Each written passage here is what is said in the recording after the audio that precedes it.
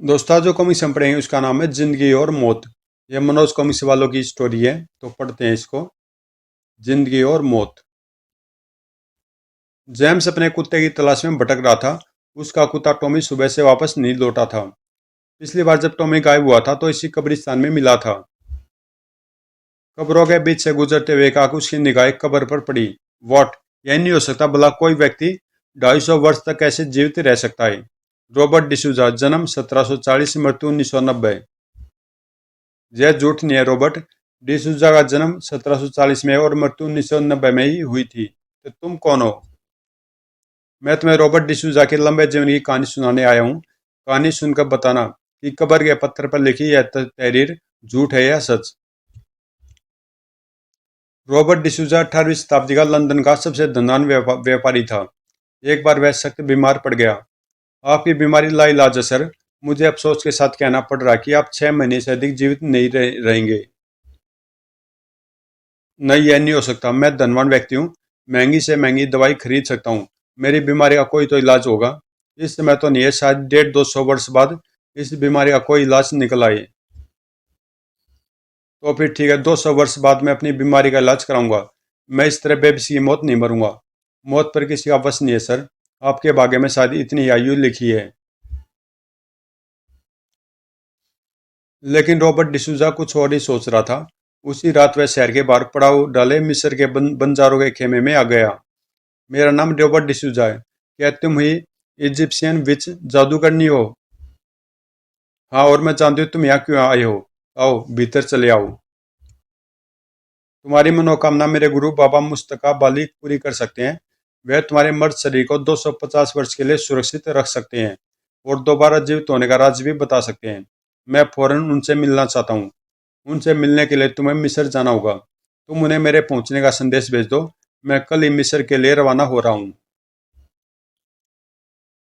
अपने निजी जलपोत में रॉबर्ट डिसूजा मिस्र के लिए रवाना हो गया। जीवन की चाह में रॉबर्ट पागल सा उठा था। और तेज चलो, चलाओ निकम्मो, मुझे जल्द से जल्द मिस्र पहुंचना है। आखिर 6 महीने की लंबी यात्रा के बाद जब जलपोत मिस्र पहुंचा, तब तक रॉबर्ट डिसूजा अपने जीवन के अंतिम कगार तक पहुंच चुका था। आह, बाबा बाली के आदमी रॉबर्ट डिसूजा को लेने आए हुए थे।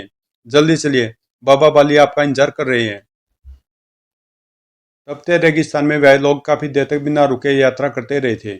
नया जीवन प्राप्त करने के लिए इतनी मुसीबतें उठाकर जब रॉबर्ट डिसूजा बाबा मुस्तका बाली के डेरे पर पहुंचा, तो उसकी मृत्यु में चंद ही घंटे शेष थे। बाबा बाली, मैं अपनी कोशिश में कामयाब हो जाऊंगा ना? जरूर। हम तुम्हें एक नए जीवन की सौगात देने जा रहे हैं। कुछ ही देर में रॉबर्ट डिसूजा की मृत्यु हो गई और बाबा ने अपना काम शुरू कर दिया। जिसम ठंडा होने से पहले हमें इस पर रसायन का लेप लगाना है। रॉबर्ट डिसूजा की लाश को विधिवत मम्मी बनाया जाने लगा। रॉबर्ट डिसूजा की मम्मी एक शीशे के ताबूत में बंद करके बाबा बाली ने उसके आदमियों को सौंप दी। ले जाओ अपने मालिक को। 250 वर्ष बाद मिस्र का कोई भी जादूगर इसे दोबारा जीवित कर सकता है। रॉबर्ट डिसूजा के विश्वास पात्र सेवक उसका शव लेकर अपने देश इंग्लैंड रवाना हो गए। लंदन पहुंचकर रॉबर्ट डिसूजा का शव और उसका वसीयतनामा उसके हवेली के तहखाने में रख दिया गया। फिर समय बीतता गया। धीरे धीरे लोग रॉबर्ट डिसूजा को भूल गए और अब यानी रॉबर्ट की मृत्यु के 250 वर्ष पश्चात उसकी हवेली पर उसके वंशज पीटर डिसूजा का अधिकार था। एक रात पीटर डिसूजा एकाकी नींद से जाग उठा। कोई मुझे आवाज दे रहा है। पीटर डिसूजा अपनी शुद्ध बुद्ध खो चुका था। मुझे तहखाने में जाना है। सम्मोह से पीटर डिसूजा के कदम स्वयं में वर्षों से बंद पड़े तहखाने की ओर जा रहे थे। सर, तहखाने में रखा ताबूत देखकर पीटर के होशोहवास को जबरदस्त झटका लगा था। ओ गॉड, यह लाश किसकी है? जैसे जैसे पीटर वह वसीयतनामा पढ़ता जा रहा था, उसके नेत्र फैलते जा रहे थे। ओ गॉड, इसमें लिखा यह लाश मेरे पूर्वज रॉबर्ट डिसूजा की है और 250 वर्ष बाद मिस्री जादू से इन्हें दोबारा जीवित किया जा सकता है। अगले ही दिन पीटर ने मिस्र की एक जादूगरनी की सेवाएं प्राप्त की। हाँ, मैं इन्हें जीवित कर सकती हूँ। जादूगरनी ने अपना काम शुरू किया। अलवा माँ का कमन। तुरंत एक आश्चर्यजनक घटना घटी। आह, ओ गॉड, रॉबर्ट डिसूजा सचमुच जीवित हो चुका था। हा हा हा। मैंने मौत को हरा दिया।